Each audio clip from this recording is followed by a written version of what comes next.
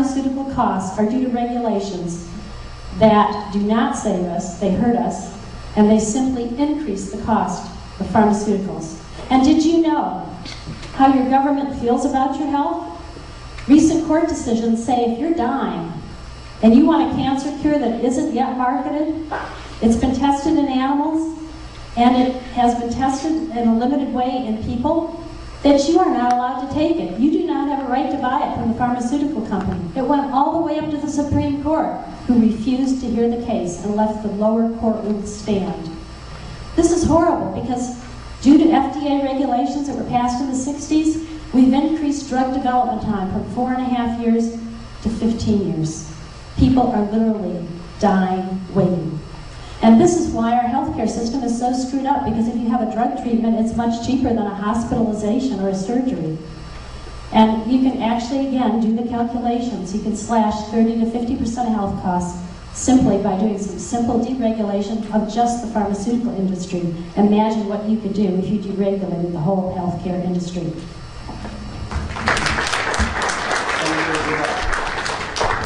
The healthcare industry has got three crises.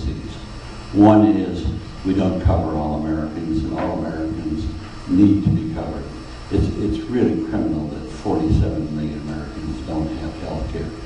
Two, most Americans aren't aware that the nostrum that everybody can be on Medicare. Medicare and Medicaid are bankrupting the nation, and we have a fiscal gap on the order of $50 trillion, $50 to $70 trillion.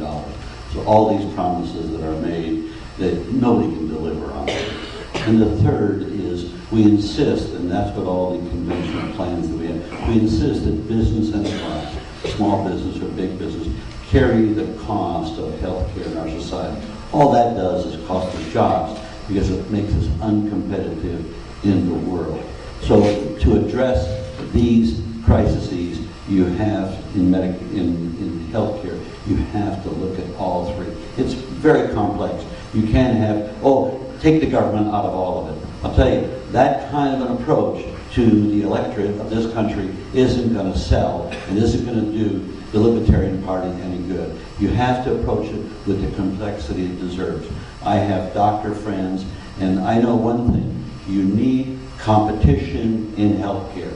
Competition in the private sector. We don't have that. All of the various parts of industry operate as mercantilists. They get the government to protect themselves, and the hell with the consumers. That's what has to change. I can't begin to describe my competitive approach in 90 seconds. Thank you.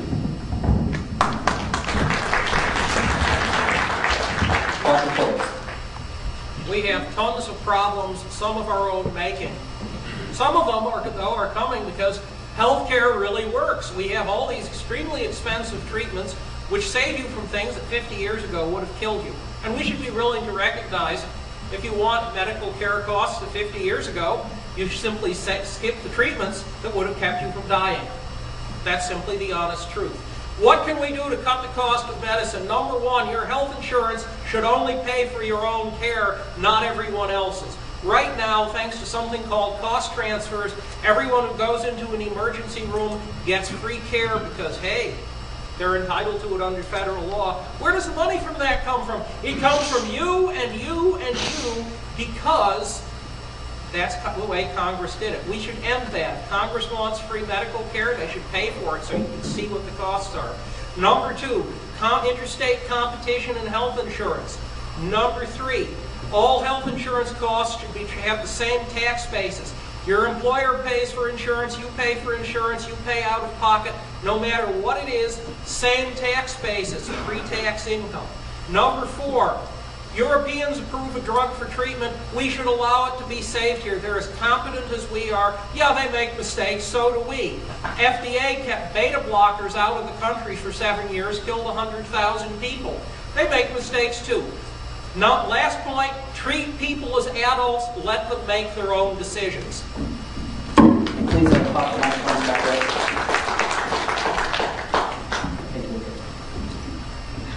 Ladies and gentlemen, I love this question because universal health care is a disaster. How many of you out there, raise your hands, Do you want the people that ran Hurricane Katrina to run your health care? Do you want the people that ran Walter Reed Hospital to run your health care? Do you want the people that planned the post-war Iraq to run your health care? The answer is a resounding no. We do not want universal health care. In the United Kingdom, you need a hip replacement? Wait 18 months. You need shoulder surgery? Wait 24 months. In Canada, the daughter of the Prime Minister, one of the richest men in Canada, her name's Belinda Stronach, one of the richest women in the world, had breast cancer. Do you know where she got it treated? California.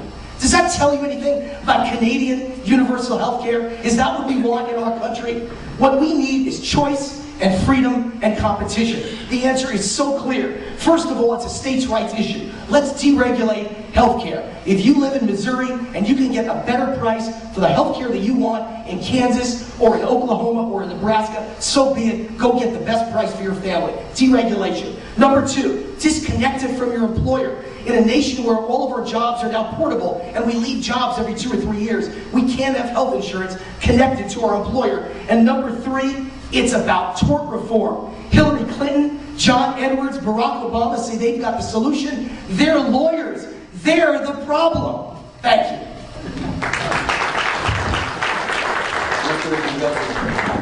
Thank you, Matt. I'm going to tell you something that you're not going to hear from politicians too often. That is, I don't have all the answers. I've been successful in my business and my career because I know how to ask the right questions to the right people. Mary Ruwart knows a lot more about healthcare than I do.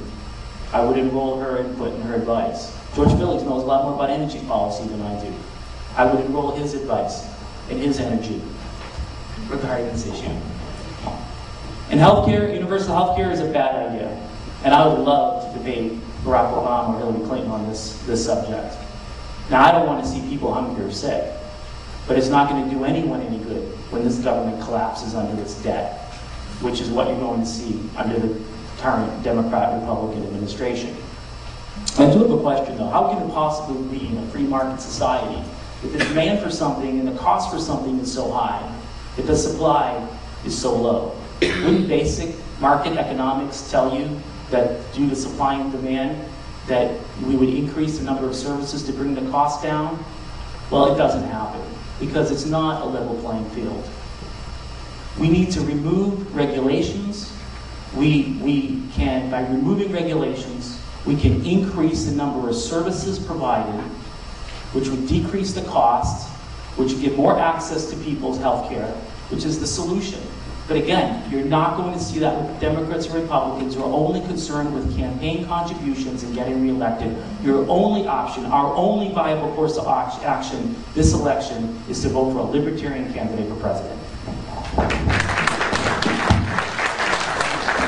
The next question, we begin with Dr. Ruwart. Dr. Ruwart, illegal immigration has been called an economic issue, a matter of law and order, an issue of national sovereignty, a matter of national security, and a moral conflict. How do you view this issue, and what approach would you, as president, take to find a solution?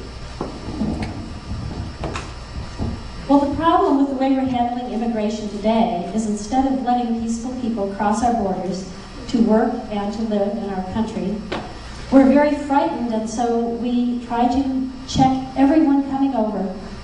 And in doing that, we actually miss the very people that we want to catch. For example, the 9/11 bomber, 9/11 terrorist Mohammed Atta came into this country with visa violations. But instead of tracking him down, and there were 3 times that he entered with these visa violations, and taking him out of the country, our immigration people were too busy looking at peaceful Mexicans who wanted to cross the border and get a job. So the first thing we need to do, I think, is focus on the people we really want to keep out. Now, I know it's difficult sometimes here because we see immigrants often as a threat to our jobs, but that's because the jobs are being destroyed by the government. It doesn't have to be that way. In theory, at least, jobs are unlimited. If we simply deregulated, got rid of those regulators that destroy 150 jobs a year, we would have a lot more jobs.